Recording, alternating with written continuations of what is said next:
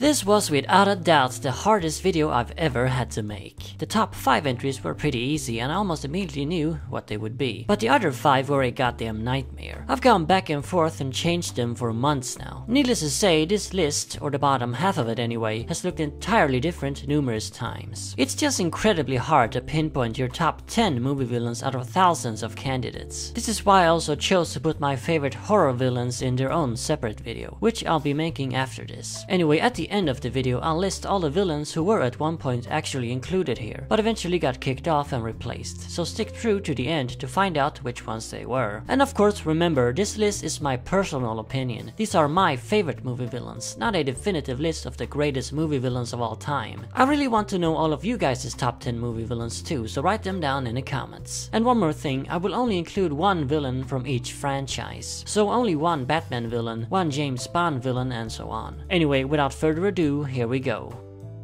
Number 10. Princess Mombi from The Return to Oz. Mombi was played by 3 different actresses in the movie: Jean Marsh, Sophie Ward, and Fiona Victory. The reason for that will become apparent in a moment. So in The Return to Oz, the 1985 sequel to the classic Wizard of Oz, Princess Mombi is one of the vile villains who's overthrown the peaceful rule in Oz and turned it into a place of desolation. When Dorothy first meets her, she doesn't seem that bad, a beautiful and seemingly kind-hearted princess. But her twisted nature is soon revealed when this happens. Turns out Mombi has a rather extensive collection of heads, and she likes to switch heads depending on her mood. She basically trades heads like they were hats. Upon seeing Dorothy's head, she immediately becomes smitten with it, thinking that once she's grown up, it will make for a fine addition to her collection. Mombi thus locks Dorothy up in her castle, planning to keep her there until she's an adult, when she'll lose her head. Of course, the girl and her gang of weird friends eventually escape, and after that, Mombi doesn't play that important of a role. Princess Mombi is not really the main villain in the movie. That honor goes to the Gnome King. Mombi is really just a secondary antagonist and is pretty subservient to the Gnome King. This is the reason she doesn't rank higher on the list. But regardless of her role, I just absolutely love Mombi. She's actually one of the villains that kept going on and off the list. But in the end, I just couldn't bring myself to exclude her. I saw this movie when I was very young, and many of its freaky scenes and characters has stuck with me ever since. Out of all of them though, Mombi and her collection of heads is the most memorable part. She definitely has one of the craziest and coolest villain gimmicks of all time. Mombi is a very deranged and eccentric character, and I like how when nothing's really happening, she just sits there in desolation in her castle, playing a musical instrument. After all, what else is a supervillain to do once they've achieved their goal of world domination? I do like the Gnome King too, and understand he's the main antagonist in the books, but I still wish Mombi could have been given a larger role in the film. Oh, and let's not forget the Wheelers, Mombi's freaky and bizarre henchmen, another very memorable part, and they're Mombi's, not the Gnome Kings. Number 9 is actually a tie between General Zod and General Zod from Superman 2 and the Man of Steel respectively. Terrence Stamp of course played Zod in the original Superman 2, while Michael Shannon played a part in the more recent Man of Steel. So I just can't decide between these two. I think they're equally great, but in entirely different ways. The Stamp version of Zod is a very fun and entertaining villain, an arrogant, smug, megalomaniacal would-be conqueror who comes to Earth to subjugate the entire human race. He does this simply because he can, and views humans as inferior. Zod is portrayed as a very serious threat in Superman 2, but at the same time he's so over the top cocky and full of himself, it basically becomes comical. He thinks he's a freaking god, and the only reason anyone else exists in the universe is to worship him. Kneel before Zod. Stamp is of course great in the role, going through the entire movie with a calm, deadpan face, and delivering every single arrogant line perfectly. Now the Shannon version is very different. Sure, he also comes to Earth to conquer and views humans as lesser beings, but his motivations are completely different. He doesn't suffer from a god complex, nor hunger for power. Everything he does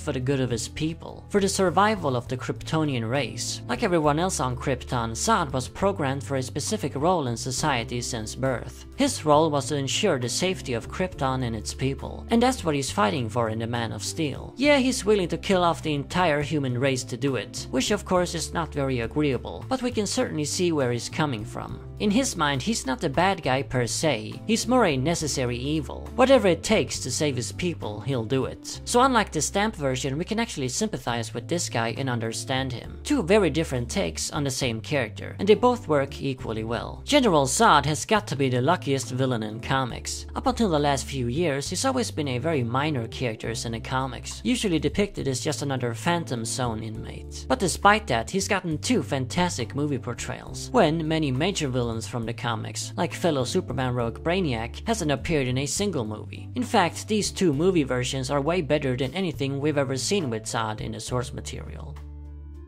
Number 8. Eric Kweilyn from Cliffhanger. Kweilyn, the main villain in his 1993 Sylvester Stallone action flick, was played by John Lithgow. So Eric Kweilyn is not a magical princess nor an alien conqueror, but he is a world-class master criminal and all-around scumbag. For those who haven't seen Cliffhanger, Kweilyn, a former government agent, hijacks a US Treasury plane with a crew of mercenaries while it's flying over the snow-covered Rockies. However, the heist goes wrong and their loot, valuing up to $100 million, is lost somewhere in the vast scenery. The band of thieves then trick rescue ranger Stallone into retrieving the cases of money for them, but of course they eventually learn to regret that decision dearly. Cliffhanger is one of my favorite movies of all time. I had it recorded on a VHS tape when I was a kid and watched it over and over. This was before media took over our entire lives, and all I really had was a TV, a VCR, and a Sega Mega Drive. So yeah, it was either go out and play or watch Cliffhanger on VHS. Naturally, I chose the latter. As such, Eric Kweilyn has been imbued in my mind as one of the great movie villains. I probably would have liked him anyway, but maybe not enough to put in my top 10. Nostalgia and the fact I'm so familiar with the guy definitely influences my judgments here. But then again, that's how favorites are often created, and this list is all about favorites. Now Kweilyn is a real nasty bastard and not sympathetic whatsoever. He's in fact one of the most cold-hearted villains in movie history. Just look at that icy stare of his. He'd kill his own mother if she looked at him funny. Actually, when it benefits him, he'll gladly kill his own friends, which is made evident in the movie. I don't think Kweilyn is insane, he's just pure evil. He's colder than Mr. Freeze himself. It kinda makes you wonder how he got that way. He's clearly also very intelligent and displays a sophisticated personality and sarcastic sense of humor. Lithgow pulls off a great performance and is scary as hell in the role. This is a character who could have been pretty mediocre in the hands of a lesser actor. Christopher Walken was reportedly set to play the role originally, and while that really would have been something, I just can't see anyone else but Lithgow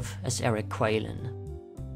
Number 7. Lady Tanaka from The Punisher. Played by Kim Miori, Tanaka is the main villain in the 1989 version of The Punisher. That's right, the one with Dolph Lundgren. This movie has a really bad rep for some reason, but really is actually pretty great. One of my favorite Marvel movies, which probably sounds weird. Anyway, Tanaka, who's ironically not a character from the comics, is the new Yakuza mob boss in town, and plans to become the only mob boss in town. To achieve this, Tanaka kidnaps the children of all the other bosses, and then blackmails them into submitting to her. Unless they donate most of their earnings to the Yakuza, the kids will suffer. Tanaka is a really cold bastard, maybe even colder than Eric Kweilyn. In the film, it's explained that she killed her own brother in order to advance within the Yakuza. She's also clearly willing to off little kids without a care in the world. So yeah, I don't know Kweilyn, I think this one takes the cake, sorry. Lady Tanaka is deliciously evil and one of the creepiest female villains in movie history. She always has that calm and collected look on her face, even when she's killing people. But then sometimes she displays her evil nature in a truly scary fashion and cackles like a demonic maniac. Tanaka clearly enjoys being evil. In fact, she revels in it. A character like this may not work that well in a comic, but when you've got a fantastic performance by a great actress like Miori to go with it in a movie, it's awesome. Lady Tanaka is pretty comic booky though. She dresses in outlandish outfits, at one point even wearing a traditional geisha getup, and she's missing the tip of her pinky, a common punishment within the Yakuza. She's replaced the stub with a decorative metal piece. An interesting aspect of the character is her adopted daughter and main assassin, a mute American girl, whom Tanaka seems to pamper and care for, while also training to become a deadly killer. What the hell is that all about? It's pretty fascinating, especially considering the fact she seems to care so little for children. You could do a really interesting character study on this one. It's a shame the '89 Punisher movie flopped the way it did, because it is actually good. Sure, a bit cheesy in some places, but then again, all action movies were that way back in the 80s. Even Batman '89 has cheesy parts, like that stupid guy with the swords. Anyway, give the movie a watch. If anything, do it for Tanaka. Number 6. Tommy Udo from The Kiss of Death. Richard Widmark played the character, and this 1947 gangster movie was actually his first film role. He was nominated for an Academy Award too, by the way. Talk about starting off with a bang. Anyway, so Yudo is a crazy and murderous gangster who runs into our main character, Nick Bianco, a sympathetic gangster trying to go straight. Due to their acquaintance, Bianco is later forced by the DA's office to infiltrate Yudo's organization and bring him down from the inside. Not a very pleasant task. The movie itself is really nothing special, and I don't even regard it as film noir. Some people argue it is noir, but to me it's a bit too sappy in places. I just call it a gangster movie. The best part about Kiss of Death is by far the villain, Tommy Yudo. Everything else is kinda by the numbers, but Yudo certainly isn't. He really rises above all other classic movie gangsters, in the sense that he's so larger than life, so menacing and looming. You feel his presence throughout the entire movie, even when he doesn't appear. Yudo is a complete maniac who basically loves to kill, and cackles like a hyena while doing it. In the film's most famous scene, he pushes an old lady in a wheelchair down a set of stairs. Pretty hardcore for 1947, but there are other interesting aspects to Tommy that make him a truly strange character. He's a mad killer without a conscience, yes, but he does seem to have certain codes. Like for instance, he hates snitches and considers snitching the worst sin you could possibly commit. He's also very friendly with Bianco and expresses an admiration for him due to his big reputation. It's almost a bit difficult to say where you have him, and he feels kinda unpredictable. Speaking of unpredictable, Yudo is also very reminiscent of the Joker. I mean, just look at that mug. That's the Joker right there. There's actually a rumor floating around that Widmark was a Batman fan and took inspiration from the Joker, but I highly doubt it. A grown man being a big Batman fan in 1947? Not likely. However, Frank Gorshin did take inspiration from Tommy Yudo when he played the Riddler on the 60s Batman show, and that's been confirmed by Gorshin himself. Anyway, Tommy Yudo is by far my favorite classic movie gangster.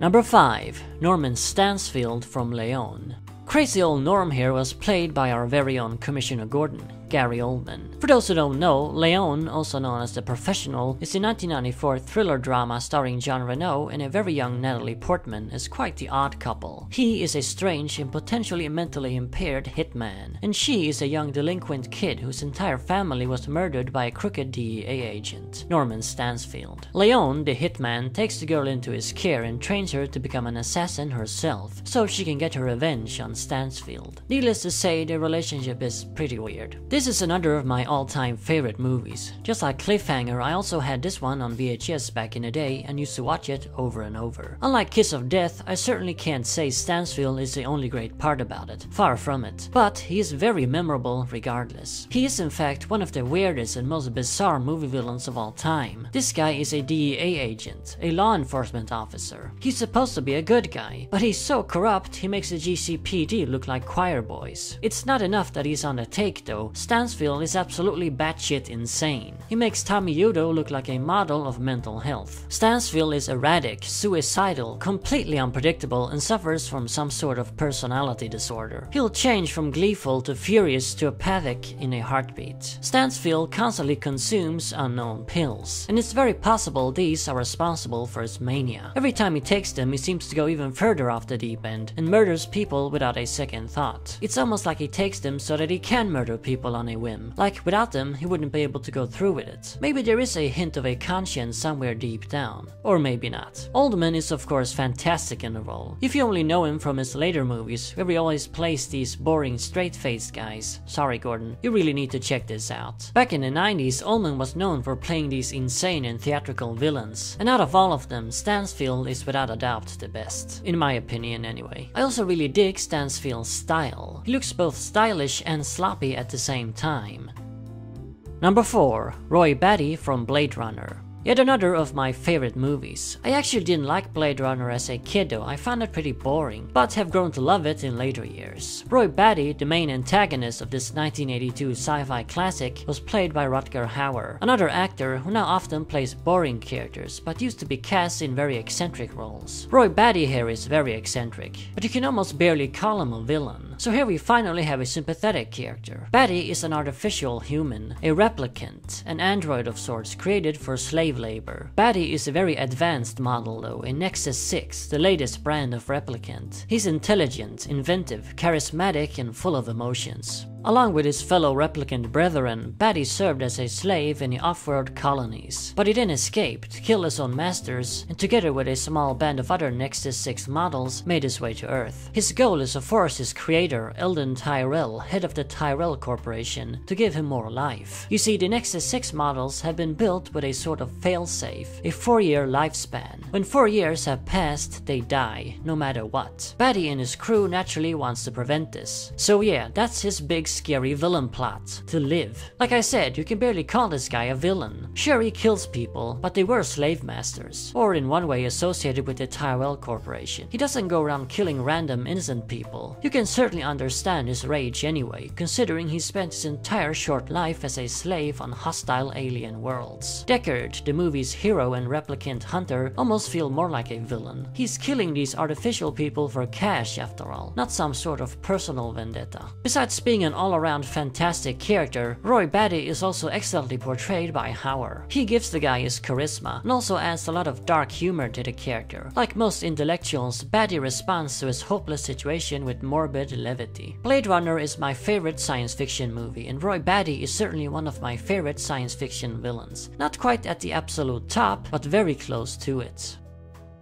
Number 3. Raoul Silva from Skyfall. Played by Javier Bardem, Silva is the main villain in the 23rd James Bond film, Skyfall. So yeah, this is the Bond villain I picked for the list, and you knew one would appear. After Batman, James Bond probably has the most notorious rogues gallery in all of fiction. It's certainly a great rogues gallery too, and picking my very favorite of them all was not the easiest task. But ever since Skyfall was released back in 2012, I've always kinda leaned towards Silva. Sorry Blofeld and Goldfinger, you're great too though. Anyway, so Silva, real name Tiago Rodriguez, was an MI6 agent just like Bond himself. In fact, he even worked for the same boss, Judi Dench's M. Stationed in Hong Kong, he was eventually sold out to the Chinese government by M in exchange for the release of 6 other agents. Despite being tortured by the Chinese, Silva refused to betray his loyalty towards M. But when he discovered it was she who had turned him in, a distraught Silva attempted suicide. He bit down on a cyanide capsule hidden in his tooth, classic spy stuff, but somehow it didn't kill him. Instead, he was just horrifically disfigured, part of his jawbone melting away. Yeah,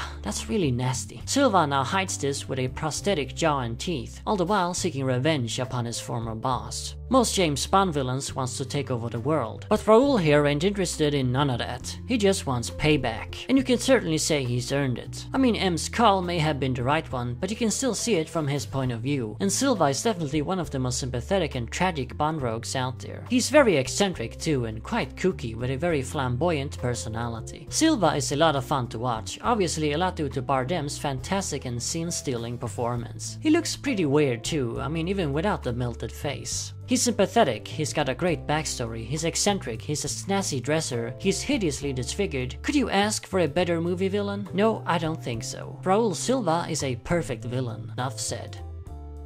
Number 2. Darth Vader from the original Star Wars trilogy. Vader, physically portrayed by David Morse and voiced by James Earl Jones, obviously needs no introduction. He's the most famous fictional villain in history. Everybody knows who he is, even people who's never seen a single Star Wars movie in their life. A character so hyped up and oversaturated could easily risk falling out of my favor. But if you overlook his iconic status and just view Vader as a character that he is, he's freaking awesome. Now, when I think of Darth Vader, I really only think of the original trilogy, not the prequels. Like most people, I'm not a big fan of what they did with Anakin Skywalker in those movies, and frankly, it was a story that didn't even need to be told. The hints we got in the original 3 films were enough. Just hearing Obi-Wan reminisce about Anakin was far more interesting than anything the prequels actually showed us. Vader's tragic backstory is of course a lot why he's so compelling. A former noble Jedi Knight who was somehow seduced by the dark side and turned bad. Again, forget the damn prequels, they never happened. But no matter how deep he's fallen into the abyss, there's still some good in him left. And this good begins to slowly crawl back to the surface once his long-lost son, Luke Skywalker, comes into the picture. In the end, because of his heroic son, he remembers who he himself once used to be, and thus dies a hero. You can't possibly say that's not a compelling character. Then there's of course the aspect of his physical condition. Vader is so disfigured he can't even survive without walking life support. He has to live in a metal suit with artificial lungs for the rest of his life. How this happened to him is also a mystery, as we're never told, which just adds to the allure and creepiness of the character. Oh.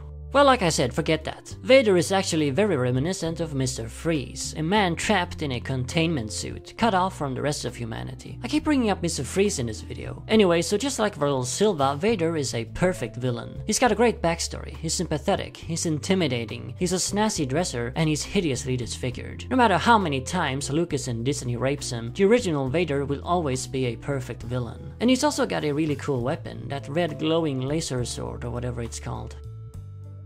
And now for my favorite movie villain of them all. Number 1 is actually another tie between the Joker and the Joker, from Batman 89 and The Dark Knight respectively, of course. Did you see this coming? I'm honestly not sure. I mean, it's a Batman villain, so it should have been pretty obvious. But then again, I constantly complain about the Joker, so maybe it wasn't so obvious. Anyway, I just couldn't decide between the Jack Nicholson version from Batman 89 and the Heath Ledger version from The Dark Knight. They're both equally great, but in very different ways, just like General Zod. The Joker, like Zod, has been lucky enough to get 2 absolutely fantastic movie portrayals. This is why I feel we don't really need to see him again in a movie, just like we don't need to see Zod again. How can you possibly beat these 2? Why should you even try? And no, I'm sorry Joker the movie, but you will fail. So with the Nicholson version, we got a perfect adaptation of the classic Joker from the 70s and 80s comics. A vain, dandified freak with a very morbid sense of humor. He's got the outfits, the grotesque grin, the awesome joke gadgets, the funny lines, the zany personality, the maniacal laughter. I don't understand why some people don't like this version. I mean, what's wrong with you? A lot of actors could have played a great Joker back in 1989, like Tim Curry or Willem Dafoe. But who really cares when Nicholson is so perfect in the role? I love the look of this Joker, the wide-brimmed purple hats, the colorful hankies, and of course that grin. It's so damn disturbing looking, especially when he's wearing flesh-colored makeup.